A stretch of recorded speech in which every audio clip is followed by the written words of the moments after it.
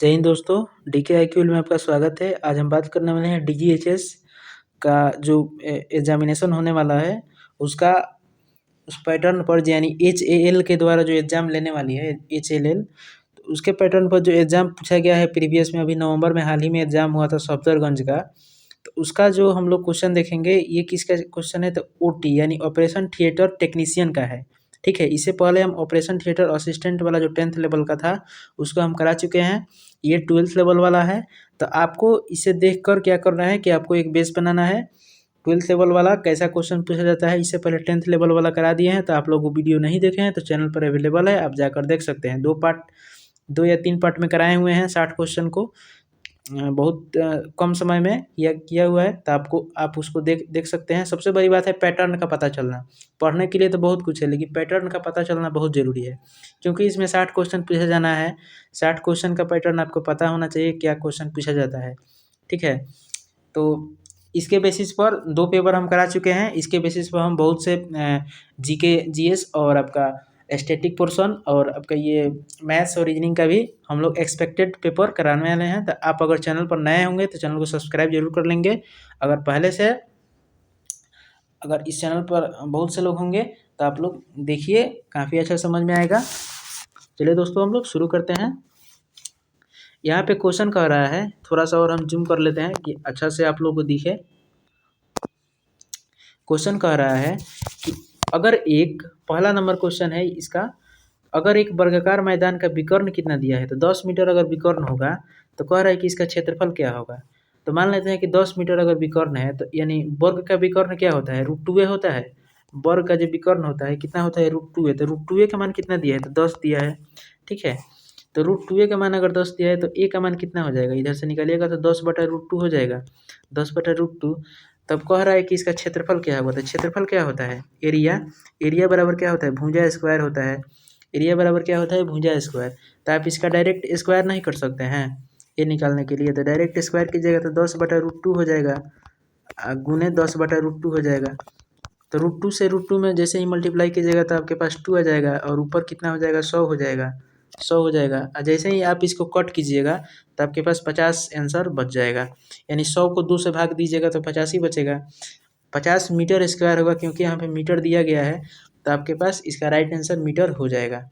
ठीक है, यानी 50 मीटर स्क्वायर इसका आंसर हो जाएगा। आप लोग आंसर भी देख सकते हैं, यहाँ पे दिया हुआ है करेक्ट आंसर 50 मीटर स्क्वायर। तो यही लेवल का क्वेश्चन इसमें 12th लेवल वाले में पूछा गया था। इससे आगे आप लोग देखिए कितना अच्छा अच्छा लेवल का है क्वेश्चन। ठीक है, दूसरा नंबर क्वेश्चन है कि 2024 2025 डैश 2025 2025 2025, इसको मतलब क्या करना है कि रिक्त स्थान में कौन सी संख्या आएगी। तो 2024 से 2025 है, तो अगर यहाँ पे अगर एक आप ऐड कर देते हैं यहाँ पे, और इसके बाद यहाँ पे तो 2025 आना चाहिए। तो यानी इसमें एक कम है, यहाँ पे 2025 कम है, तो आप 2025 में आप जैसे ही एक जोड़िएगा तो 2026 आ जाएगा। ये नहीं समझ में आ रहा होगा, लेकिन एक बार हम और बताते हैं आपको। इसको क्या कीजिए, आप अलग से जोड़ लीजिए। इसको कितना आ जाएगा, 3 बार जोड़िएगा तो यानी आपका 60 75 आ जाएगा ना। 60 75 यहाँ पे आ जाएगा, और उसके बाद इसको जोड़िएगा तो आपके पास आएगा 40 40 49 आ जाएगा। और जैसे ही आप घटाइएगा तो आपके पास 2026 आ जाएगा। आप लोग इतना मतलब जोड़ घटाव तो आता होगा, कर सकते हैं। इसका ऑप्शन नंबर 2 सही हो जाएगा। ठीक है, अब क्वेश्चन देखते हैं हम तीसरा नंबर क्वेश्चन है कि ऋत्विक के पास कितना है, तो 995 रुपये, यानी 995 रुपये ऋत्विक के पास है, 995.5 रुपया। और उसके बाद कह रहा है कि रैना के पास ऋत्विक से कितना कम है। रैना के पास जो है ऋत्विक से कितना कम है, 225.50 रुपये। तो कह रहा है कि रैना के पास कितना, तो अगर इसमें से ये वाला घटा देंगे, 225.50 अगर घटा देंगे तो आपका रैना वाला पैसा निकल जाएगा, रैना वाला। तो रैना वाला निकालने के लिए आप क्या कीजिए, इसको घटा दीजिए तो 0 का 0 आ जाएगा, 0 का 0 आ जाएगा, पॉइंट का पॉइंट है, फिर 5 का 5 हो जाएगा, 9 में से 2 जाएगा तो 7 बचेगा, या फिर इधर फिर 9 में से 2 जाएगा तो 7 बचेगा, यानी 770 आ जाएगा। ऑप्शन देखिए 770 किस में दिया है, तो ऑप्शन नंबर 2 में दिया गया है। यहाँ पे करेक्ट आंसर क्या हो जाएगा, ऑप्शन नंबर 2 770। ठीक है, अब हम लोग देखते हैं बिना टाइम को व्यतीत किए चौथा नंबर क्वेश्चन कह रहा है कि इसिका ने, देखिए इसिका, ये थोड़ा सा क्वेश्चन में थोड़ा सा डाउट लग रहा है, आपका आंसर थोड़ा सा ऑड आ रहा है, लेकिन क्योंकि ऑप्शन ही नहीं दिया गया है, तो हमको अच्छा जो राइट आंसर है उससे मतलब है, क्योंकि वहाँ पे रेज किए होंगे क्वेश्चन, तो 100 रुपया लगा होगा, तो हो सकता है आयोग इसको सही गलत मान ले, तो उसका नंबर आपको सबको मिल जाएगा। ठीक है, ये आप लोग देख सकते हैं। इशिका ने 6 गो नोटबुक खरीदी। ठीक है, इशिका ने 6 नोटबुक खरीदी जिसकी प्रत्येक कीमत कितना है, तो 60 रुपये। तो 6 में 60 से डायरेक्ट मल्टीप्लाई कर देंगे तो कितना आ जाएगा, 360 रुपये आ जाएगा। 360 रुपये। अब कह रहा है कि उसने 3 रूलर खरीदे। 3 मतलब क्या खरीदे, रूलर खरीदे। एक बार और हम बनाते हैं अच्छा से।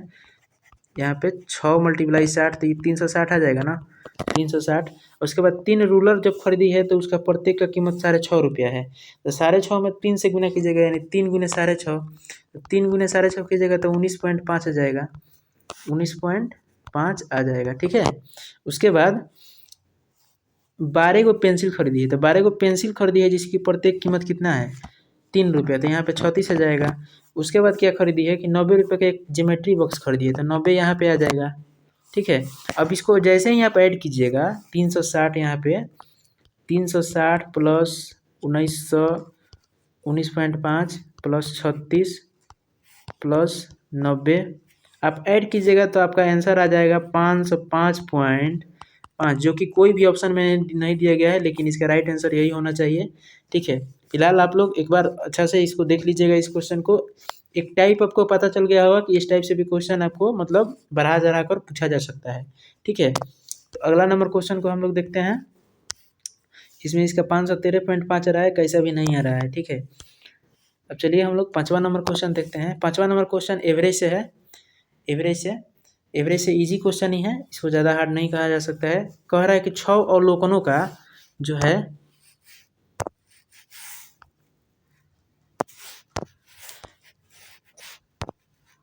एक सेकेंड,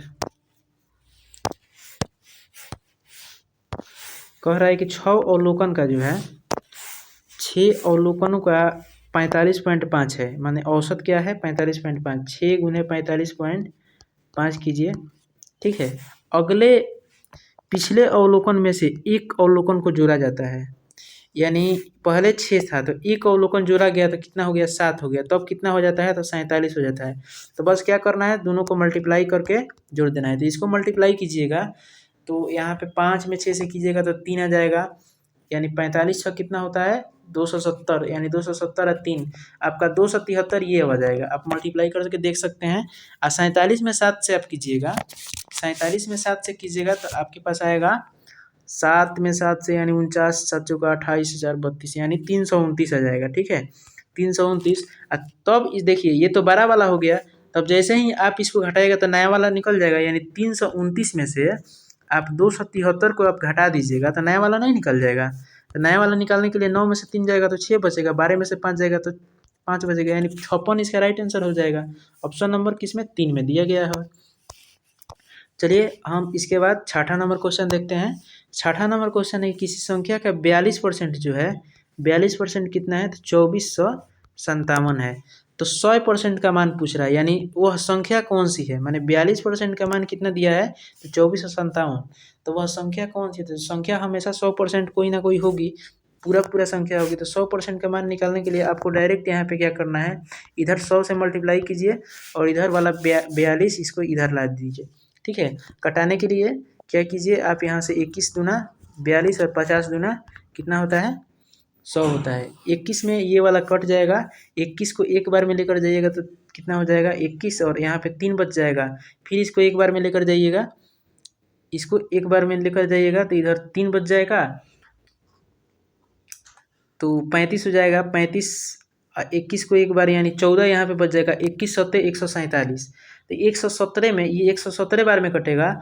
117 में 50 से आप मल्टीप्लाई कीजिएगा तो आपका 100 देखिए मल्टीप्लाई कैसे करना है। 117 में जैसे 5 से मल्टीप्लाई कीजिएगा तो आपके पास कितना आ जाएगा, 585 आ जाएगा। एक जीरो का एक जीरो आ जाएगा, 5850 इसका राइट आंसर आ जाएगा। Option number 1। ठीक है, ऑप्शन नंबर 1 इसका राइट आंसर हो जाएगा। अब चलिए हम लोग, अब देखिए 6 क्वेश्चन ही मैथ से है, यानी 6 या 7 का यही सिनेरियो रहा है क्वेश्चन पूछने का। अब जीके का क्वेश्चन हम लोग देखते हैं। 7वां नंबर क्वेश्चन है कि लाल बहादुर शास्त्री की जयंती किस दिन मनाई जाती है? तो कब मनाई जाती है? 15 जनवरी को, 2 अक्टूबर को, 23 मार्च को, 8 मई को। तो जाहिर सी बात है 2 अक्टूबर को मनाई जाती है। ठीक है, इसी दिन महात्मा गांधी जी का भी जयंती मनाई जाती है, क्योंकि 2 अक्टूबर 1869 को इनका जन्म हुआ था। ठीक है, महात्मा गांधी का। तो महात्मा गांधी जयंती और लाल बहादुर शास्त्री की जयंती 2 अक्टूबर को मनाई जाती है। तो आपका एक क्वेश्चन यहाँ से 2 क्वेश्चन तैयार हुआ। चलिए हम अगला क्वेश्चन देखते हैं। ठीक है, अगला क्वेश्चन ऐसे एक काम कर सकते हैं आप। देखिए 15 जनवरी को कौन सा दिवस मनाया जाता है? तो इंडियन आर्मी दिवस मनाया जाता है। ठीक है, सेना दिवस मनाया जाता है कब? यानी सेना दिवस मनाया जाता है 15 जनवरी को। ठीक है, आपका अहिंसा दिवस मनाया जाता है 2 अक्टूबर को। 8 मई को मनाया जाता है रेड क्रॉस दिवस। हाँ, रेड क्रॉस दिवस मनाया जाता है।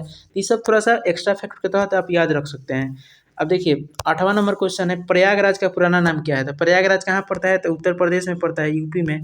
ठीक है, प्रयागराज का पुराना नाम आप लोग को पता होगा, पूरा मतलब जवान पर होगा, इलाहाबाद इसका राइट आंसर हो जाएगा। ठीक है, इसका राइट आंसर क्या हो जाएगा? इलाहाबाद इसका राइट आंसर हो जाएगा। ऐसे यहाँ पे क्वेश्चन पूछा जा सकता है कि कानपुर किस नदी किनारे है, इलाहाबाद किस नदी किनारे है, ऐसा क्वेश्चन भी फ्रेम हो सकता है। तो लखनऊ किस, इलाहाबाद तो संगम पर स्थित है, लखनऊ गोमती नदी के किनारे स्थित है। ठीक है, तो ऐसा क्वेश्चन मतलब पूछा जा सकता है, तो आप लोग को याद रखे चलना है। देखिए 9वां नंबर क्वेश्चन है कि भरतनाट्यम किस राज्य का शास्त्रीय नृत्य है? भरतनाट्यम जो है किस राज्य का शास्त्रीय नृत्य है? तो देखिए महाराष्ट्र का तो लावनी है, तो ये तो नहीं होगा। महाराष्ट्र का कौन सा हो जाएगा? तो लावनी जो लोक नृत्य है महाराष्ट्र का है। केरल का कथकली हो जाएगा। बिहार का शाम चकेवा, बहुत सा मधुबनी पेंटिंग, ये सब बिहार का हो जाएगा। लेकिन तमिलनाडु का जो भरतनाट्यम शास्त्रीय नृत्य है तमिलनाडु का है। ठीक है, तो तमिलनाडु का शास्त्रीय नृत्य का नाम क्या है? तो भरतनाट्यम नाम है। ठीक है, और केरल का क्या हो जाएगा? कथकली हो जाएगा। और से बहुत से स्टेट का हम करा देंगे वीडियो में, अगला वीडियो में। इसका मतलब ये है कि शास्त्रीय नृत्य से क्वेश्चन पूछा जाना है। HLL के द्वारा जो भी एग्जाम कराया जाएगा तो शास्त्रीय नृत्य से भी क्वेश्चन डाल सकता है। तो हम उसको एक वीडियो में टोटल जितने भी राज्य के शास्त्रीय नृत्य होंगे उनको हम करा देंगे। ठीक है, मेरे पास कंटेंट अवेलेबल है, आप उसका भरपूर फायदा उठा सकते हैं। 10वां नंबर क्वेश्चन है कि डैश भूमध्य रेखा के ऊपर या दक्षिण की दूरी की माप है। ठीक है, तो देशांतर, समय क्षेत्र, अक्षांश, ग्रिड। तो इसका राइट आंसर क्या हो जाना है? लैटिट्यूड, यानी अक्षांश इसका राइट आंसर हो जाएगा। ठीक है, टाइम जोन ये सब नहीं होगा, इसका राइट आंसर अक्षांश हो जाएगा। अब अगला नंबर क्वेश्चन है 11वां नंबर, वायुमंडलीय दबाव को मापने के लिए कौन सा उपकरण का उपयोग किया जाता है? वायुमंडलीय दबाव को नापने के लिए कौन सा उपकरण का उपयोग किया जाता है? तो यहाँ पे देख सकते हैं ऑप्शन में क्या दिया गया है, पहले देख लेते हैं। Thermometer, barometer, ammeter, potentiometer. तो देखिए सबका हम बात कर लेंगे। थर्मामीटर तापमान नापता है, बैरोमीटर वायुमंडलीय दाब मापता है, एमीटर धारा मापता है, पोटेंशियोमीटर विभवांतर मापता है। तो इसका राइट आंसर क्या हो जाएगा? बैरोमीटर, यानी वायुमंडलीय दबाव को कौन सा मापता है? तो बैरोमीटर मापता है। अब आगे देखते हैं 12वां नंबर क्वेश्चन, किसे सेंट ऑफ गटर के रूप में जाना जाता है?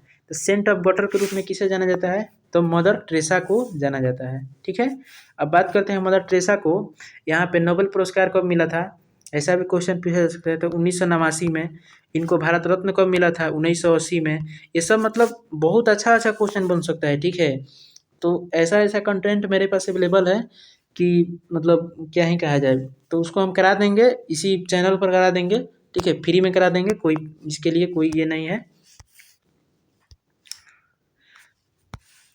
13 नंबर क्वेश्चन हम लोग देखते हैं, ये रीजनिंग के क्वेश्चन है। कह रहा है कि प्रोडक्टिविटी और यहाँ पे ये सब मतलब देखिए मतलब अगला श्रृंखला में क्या आएगा यही कह रहा है। ठीक है, तो देखिए इधर से क्या कर रहा है कि P को गायब कर रहा है, इधर से Y को गायब कर रहा है। इधर से क्या कर रहा है कि फिर R को गायब कर रहा है, इधर से T को गायब कर रहा है। तो आप भी क्या कीजिए, इधर को O को गायब कर दीजिए, इधर से I को गायब कर दीजिए। तो यहाँ पे देख लीजिए डक्टिव इसका राइट आंसर हो जाएगा। डक्टिव किस ऑप्शन में है? इस ऑप्शन में है, तो हो जाएगा डक्टिव, DUCTIV। ठीक है, तो ऐसा क्वेश्चन पूछा जाएगा। ऐसा ही क्वेश्चन हम आगे एक टॉप 5 रीजनिंग का क्वेश्चन भी कराने वाले हैं, तो आप उसको भी देख लीजिएगा। ठीक है, तो इसका राइट आंसर ऑप्शन नंबर 3 हो जाएगा। अब क्वेश्चन है 14 नंबर 14 नंबर क्वेश्चन है, कल वाला जो रीजनिंग का क्वेश्चन कराए थे आप उसको नहीं देखे हैं तो आप उसको जाकर देख सकते हैं। काफ़ी अच्छा मतलब कॉन्सेप्ट बेसिस पर क्वेश्चन था। 14 नंबर क्वेश्चन है कि ए को 5 लिखा जाता है। ए बराबर 5, बी बराबर 6, सी बराबर 7, डी बराबर 8। देखिए ए को 5 कैसे लिखा जाता है। ए का को 1 नंबर पर आता है, इसको 5 कैसे लिखा है, इसमें 4 जोड़ेगा तबे ना लिखेगा ए को 5। तो उसी प्रकार से बी को 2 लिखा जाता है, तो बी में 4 जोड़ेगा तबे जाके 6 लिखेगा। सी 3 नंबर पर आता है, तो सी 3 में 4 जोड़ेगा तभी 7 नंबर पर आता है। तो उसी टाइप से इसमें देखिए नंबरिंग दे दिया गया है। तो इस टाइप से क्वेश्चन आपको प्रैक्टिस करके जाना है। हम करा भी देंगे प्रैक्टिस। देखिए 17, 5, 23, 24, 9, 22। तो 17 देखिए 17 कैसे आया है, इसमें जाहिर सी बात है यहाँ पे 4 जोड़ा होगा तबे ना 17 आया है। तो 4 इसमें क्या कीजिए आप घटा लीजिए, 4 घटाइएगा तो आपके पास 13 आ जाएगा।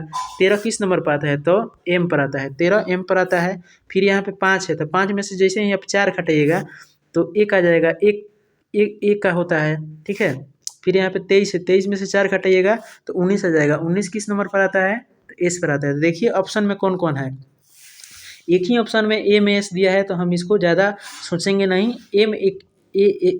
एम ए एस से ही हम आंसर को टिक करेंगे और उसके बाद आगे बढ़ जाएंगे। तो चलिए बिना टाइम को व्यतीत किए आगे बढ़ते हैं हम लोग 15वां नंबर क्वेश्चन पे। 15वां नंबर क्वेश्चन है, कह रहा है कि निम्नलिखित विकल्पों में से विषम का पता लगाएं। तो देखिए मेज है, तकिया है, सोफा है, कुर्सी है। देखिए मेज, सोफा, कुर्सी ये सब फर्नीचर के दुकान पर बनता है, लेकिन तकिया फर्नीचर के दुकान पर नहीं ना बनता है। तो इसका राइट आंसर यही तकिया हो जाएगा, क्योंकि विषम का पता करना था। देखिए इसमें दिया भी है। अब 16वां नंबर क्वेश्चन है कि जग और वाटर। देखिए जो जग होता है, जग में वाटर रहता है, तो जानवर में भेड़ रहता है, घर में लोग रहते हैं। हाँ घर में लोग रहते हैं, तो इसका राइट आंसर यही हो जाएगा, ठीक है। अगला नंबर क्वेश्चन देखते हैं। अगला नंबर क्वेश्चन है कि उत्तर आकृति की एक उपयुक्त आकृति का चयन कर जो प्रश्न चिन्ह को स्थान ले लेगी। तो देखिए ये जो गोला किया है इसको ऐसे लिख दिया है, ठीक है। गोला को ऐसे लिख दिया है, तो आपको इसको ऐसे कैसे लिखना है यही देखना है।